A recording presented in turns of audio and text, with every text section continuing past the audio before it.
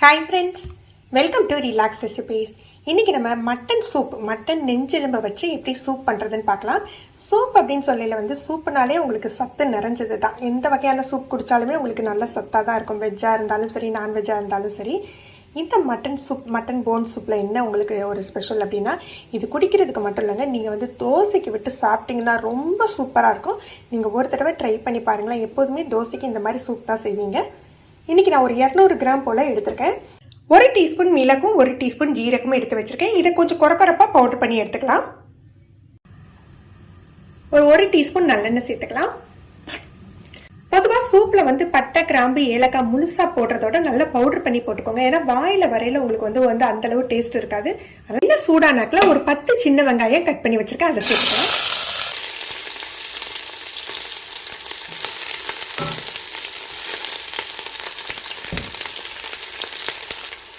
வெங்காயம் ரொம்பலாம் வதங்க வேண்டியது இல்லைங்க. லேசாக அப்படி பச்சை வாடை போனாக்க நம்ம இஞ்சி பூண்டு பேஸ்ட் சேர்த்துடலாம். மட்டன் போனோட அளவு கம்மி தான், அதனால 1 டீஸ்பூன் போதும்.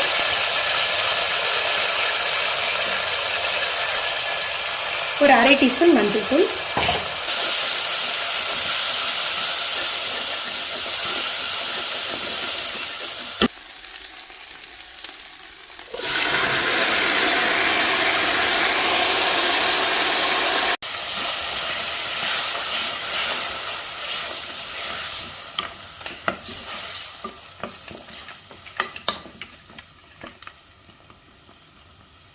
ஒரு நிமிஷம் இந்த மாதிரி புரட்டி விட்டுக்கலாம். ரொம்ப நேரம் போட்டு குக் பண்ணணும் இல்லைங்க. ஜஸ்ட் 1 நிமிஷம் அப்படி கிளறி விட்டுக்கோங்க. ஒரு 5-6 கருவேப்பிலை கிள்ளி சேர்த்துக்கலாம். ஒரு 1/4 டீஸ்பூன் பட்டை, கிராம்பு, ஏலக்காய் தூள், ஒரு 1/2 டீஸ்பூன் மிளகு ஜீரகத்தூள், உப்பு,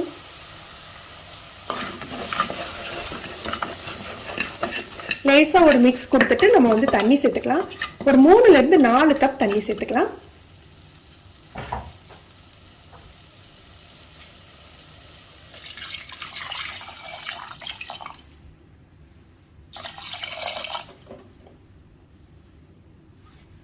இன்னைக்கு நம்ம குக்கரில் தான் வேக வைக்க போகிறோம். குறைஞ்ச தீயில ஒரு 20 நிமிஷம் ப்ரெஷர் குக் பண்ணிக்கலாம்.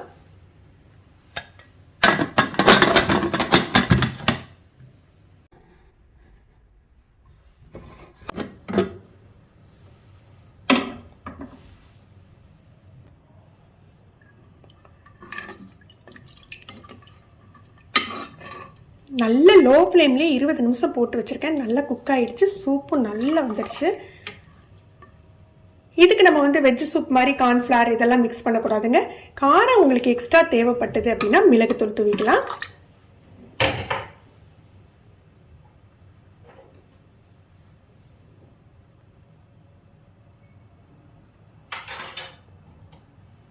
கொஞ்சமாக மல்லி இலை தூவி பரிமாறிடலாம்.